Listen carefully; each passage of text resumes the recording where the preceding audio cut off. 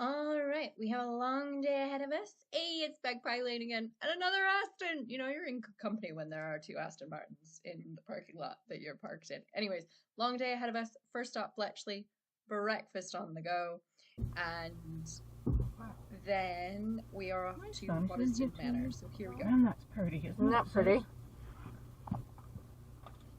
Which is it? It's an Aston. Ah.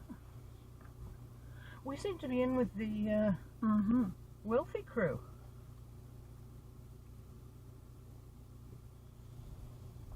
I'm glad we didn't take that hearse. Never got it out of here. Yeah, I don't like the automatic braking system because it's very harsh. It's so weird, isn't it? It's very harsh. It feels like you've hit something. Yeah. Yeah, so we go, don't we? Have you got your postcode in? 60 yards at the end of the road, turn right. I do like to be able to look. Now turn right. Where's your finger on this mittens? To knits. It's quite quiet this morning. In 300 yards, turn left. That. Don't go through the gates. Oxford.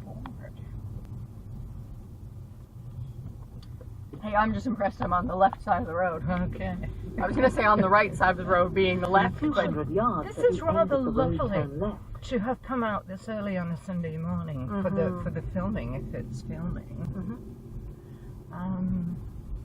because it really is quite worth seeing actually, and there's no traffic. I hope there's no not many buses. folk. Yeah. Vaults Garden. Now turn left. Yeah, the automatic braking is rather. Oh well, never mind.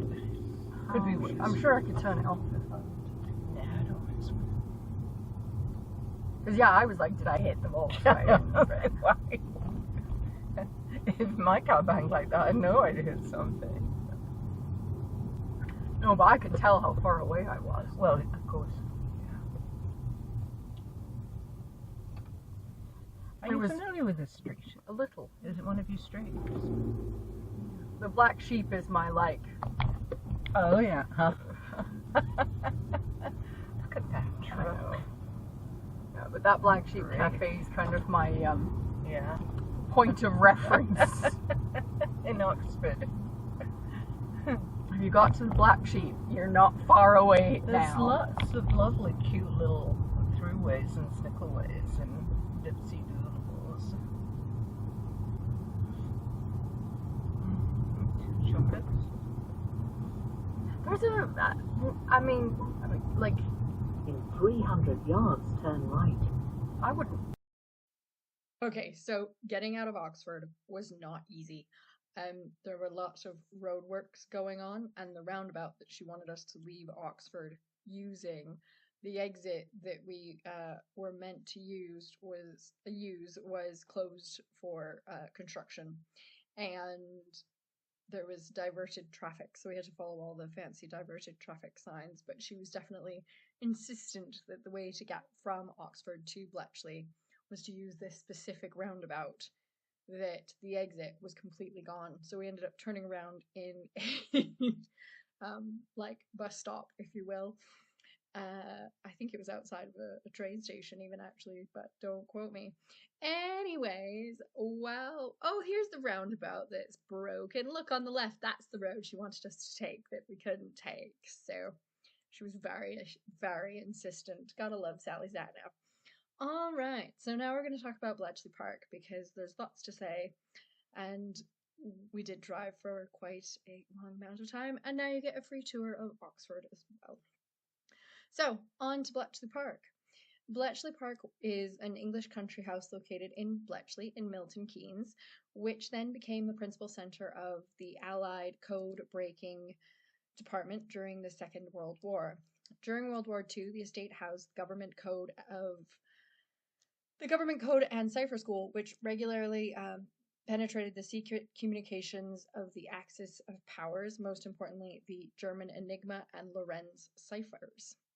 The team at Bletchley comprised of around 75% women who devised automatic machinery to help with decryption, culminating in the development of the world's first programmable digital electronic computer. Code breaking ended in 1946, and all the information about the wartime operations was classified until the mid 1970s.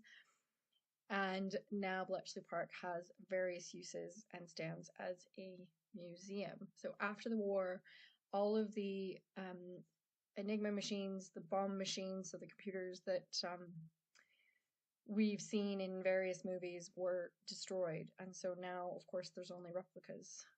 There is the odd, I believe, Enigma like typewriter machine still around, and a couple of those are dotted throughout the museum, but definitely the bomb machine, the computer, the bomb computer, I'll get to that, was destroyed.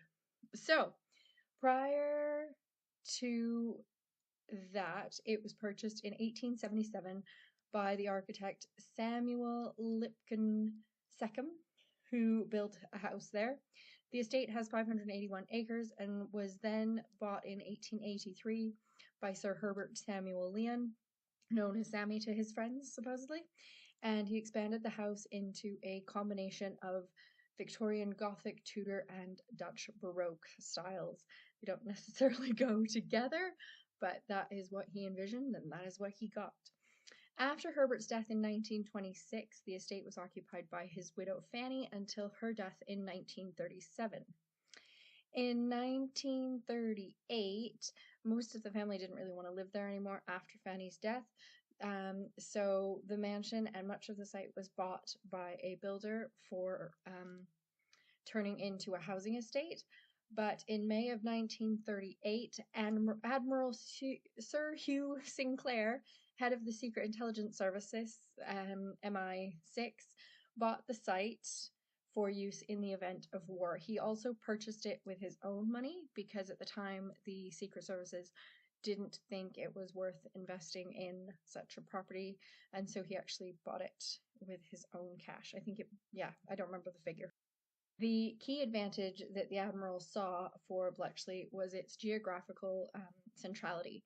It was adjacent to the varsity line between Oxford and Cambridge. These universities were expected to supply many code breakers to the school, along with connections to London, Birmingham, Manchester, Liverpool, Glasgow, and Edinburgh. High volume communication links were available at the telegraph and telephone repeater station nearby in Fenny Stratford. After the purchase by Sinclair, it was selected by Lawrence Grand and established as a school for his own section of the Secret Intelligence Services, and it was used as the section for destruction. It was selected as an experimental research and development station and an explosive schoolhouse for a pyrotechnical team. But then when war began, it was where the codebreakers set up shop. At the time, of course, when anyone joined Bletchley, they had to sign the Official Secrecy Act, and you couldn't talk about what you were doing to anyone. The huts were slowly built as time went on, starting with Hut 1 and ending with about Hut 11B. And so, of course, they were slowly built over time as they were deemed necessary. We didn't necessarily explore every hut. But we did explore Hut 11, where the bombe, B-O-M-B-E, recreated machine was. And it was where the original one would have been, obviously. And the room had been infused with a similar scent to how it would have smelt during the war. And the bomb, shall we say, needed a lot of TLC and grease and oil and was very, very hot. So, and of course, in the day that it would have also had their cigarettes in there too. So it was an eerie combination of hot, oil, damp cigarettes, and just musty. And of course, there were no windows in this concrete bunker of a hut either. So I couldn't imagine having to work in this scenario, and each bomb was run by a team of 3 girls, one in the front, one in the back, and then a supervisor writing down what codes came out of the machine. And they always had their tweezers in hand in case there was a false read on the bomb machine. But the smell was a bit overpowering, so we didn't really stay in there very long. And so, why was it called the bomb, B-O-M-B-E machine? It was an evolution of the word bomba, a code-breaking machine designed in 1938 by a Polish cryptologist, Marianne Rejewski. I just can't figure out why you would do it so closely, bomb versus bomb. Anyways. But that's what it is, I guess. And these machines were and of course they were operated by the Wrens. And yeah, so I read the Rose Code and got interested in Bletchley. We didn't explore every hut. We did hut 11A, hut 11B, hut 8, and I think hut 2 and the mansion. Every time a new hut was added, the designation went along with the hut, and they just kind of kept adding huts as required, and as it got busier and busier, and the huts are all there still today. They also had a huge amount of recreation on the property as well, so you could play tennis, you could go ice skating. It was very recognized that while you were doing all of this cerebral work, that you would also need some time to play. As well, the bomb machine was run in 3 shifts, so I think it was midnight to 8, 8 to 4, and then 4 till midnight. So there we go. So here we are arriving at Bletchley and having a chat with a man at the car park at Bletchley. And as always, learn some more about this stuff. Google it. Google's amazing.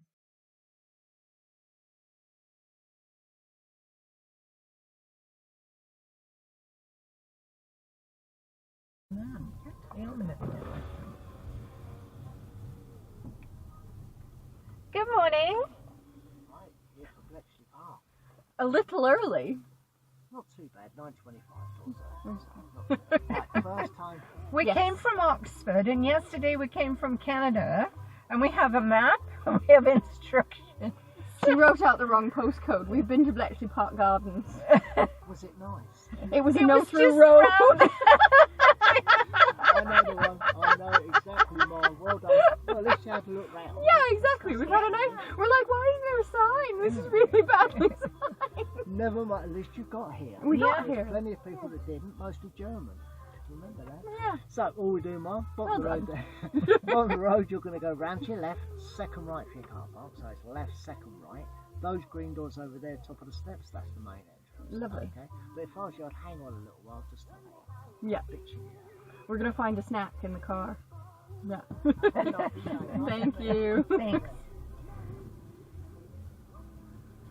Welcome to Bletchley Park. That was a good joke. Mostly Germans didn't get. So we go in there, and we go and park around here. That one says new entry. When we get in the entry, we'll come back to the front. Oh, good grief.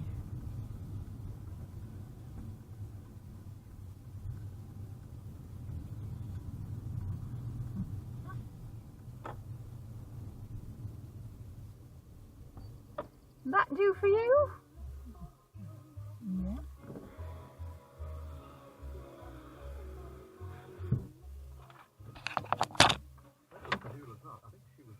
Right.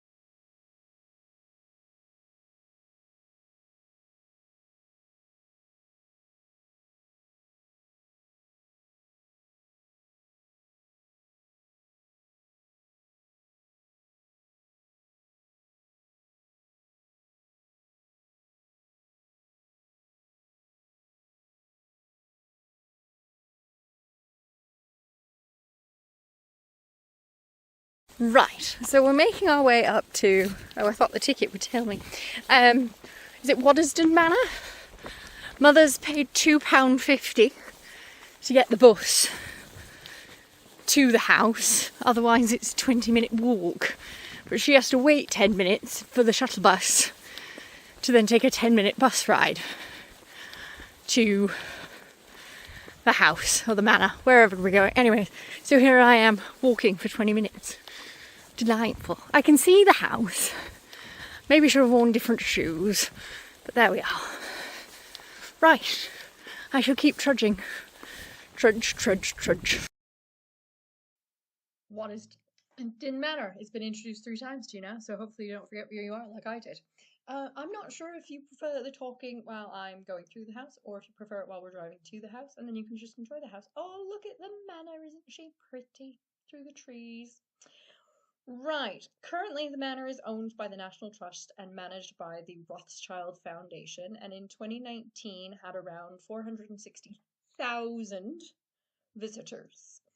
It was built mostly in the Neo-Renaissance style, copying individual features of several French chateaux between 1872 and 1889 for Baron Ferdinand de Rothschild as a weekend residence for entertaining and to house his collection of art and antiquities. As the manor and the estate have passed through 3 generations of Rothschild's family, the contents of the house have become one of the most rare and valuable collections in the world. They also have occasionally done acceptance in lieu, so instead of death duties when the manor passes from one to the next, love those staircases, they've given a valuable piece of memorabilia or crockery or something to the government in lieu of death duties, which we all know what death duties are, and Mum and I talked about them extensively, and we won't go into that any further. In 1957, James de Rothschild bequeathed the house and its contents to the National Trust, opening the house and gardens for the benefits of the general public. Unusually for this type of scenario, the family of James Rothschild, the donor, managed the house. The Rothschild Foundation is chaired by Dame Hannah Rothschild, and she continues to invest in the property. There were also several of her novels on display, so I will have to have a crack at one of her books when I get home and see what it's all about. From around 1874 to 1898, there's been a medieval moated manor house, which of course is gone now. And in 1874, Ferdinand de Rothschild bought the Waddesdon agricultural estate from John Spencer Churchill, the 7th Duke of Marlborough, with money inherited from his father, Anselm. In about 1877, the foundation stone of the current house was laid. The first house party was held in May of 1880, with 7 of the Rothschilds' closest male friends, enjoying firework displays, and in 1883 the house was ready. He invited 20 guests to stay before his untimely death, actually, in 1898. He managed to have some notable guests, Albert Edward, Prince of Wales, along with many other important guests. In 1890, Queen Victoria requested to pay a visit, and she was impressed by the beauty of the house and grounds, as well as the Rothschilds' ability to quietly manage the day's events. She was struck by the newly installed electric lights designed to look like candles in the chandeliers, and she asked for the room to be darkened to fully witness the effect. Upon Ferdinand's death in 1898, the house passed to his sister, Alice de Rothschild. She saw Waddesdon as a memorial for her brother and was committed to preserving it. She did add some significant items to the collection, including furniture, carpets, Meissen porcelain, textiles, armor, all with very French royal provenances.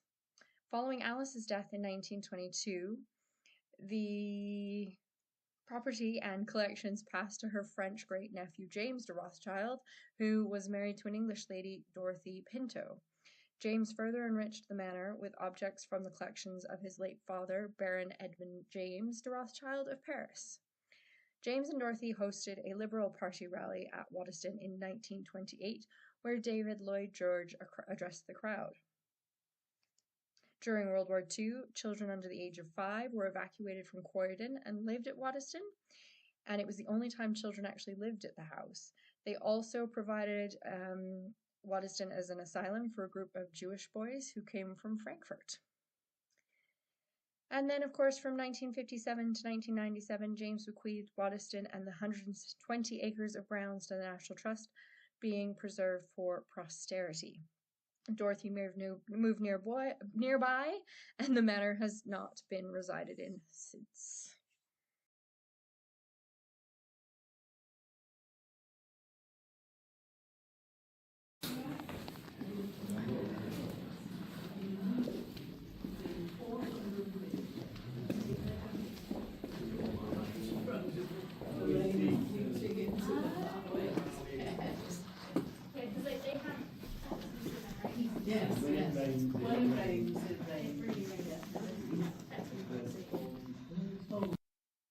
So, Dorothy passed away in 1989, and her nephew Jacob inherited her position and responsibilities. And in 1990, he became the 4th Baron Rothschild. At this time, the manor underwent some major restoration from 1990 to 1997, and the visitor attractions were enhanced, and they created Waddesdon wine cellars, which are full of Rothschild labeled wines. There's also an aviary, a few woodland walks, and the very impressive gardens. This was me making a point that the ceilings at Waddesdon are rather disappointing. I haven't figured out why. Some of them are fantastic. The majority of them are just a white ceiling with crown molding.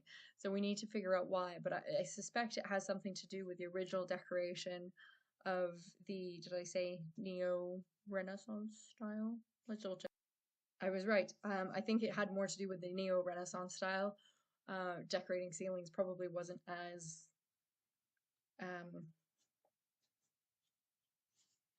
on trend in the time. Now, I'm sure you're wondering, where did the money come from? Well, mostly it came from the vast personal wealth of the Rothschild family. Baron Ferdinand de Rothschild inherited the money he used to build the first house, and it was an enormous fortune that he inherited from his father, Anselm Rothschild, who was a key figure in the Austrian branch of European banking dynasty. And so his father he inherited the money from his father, and he was a younger son. So if that's what the younger son got as an inheritance, heaven knows what the elder son got. It is also known that when Ferdinand bought the property in about 1874, he paid the Duke of Marlborough about £200,000 to buy the 2,700-acre Waddesdon parkland that has been built on since then. So enjoy the rest of the pictures, do your Googling, put some music on in the background for yourselves, and I'll see you tomorrow. Good night.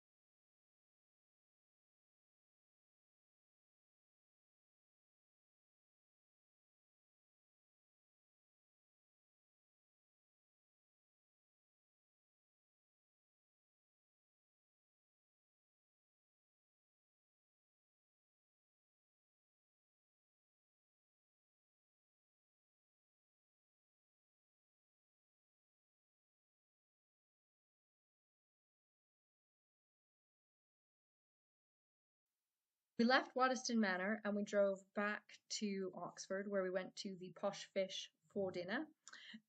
It's been a fish and chip shop for 70 years. The current owners have had it the last 40 years, or current family has had it the last 40 years. Chips, divine. My fish was hiding a fish. I don't know how I ended up with so much fish, but there we are. Anyways, there's the end of day 2. And we'll see you in the next one. My parking spot for Mr. James was there waiting for me. And my old Mount Cider was waiting for me as well. Good night. Okay, so I am a numpty. After Bletchley and Waddesdon Manor, we did go and see Sir David Jason at the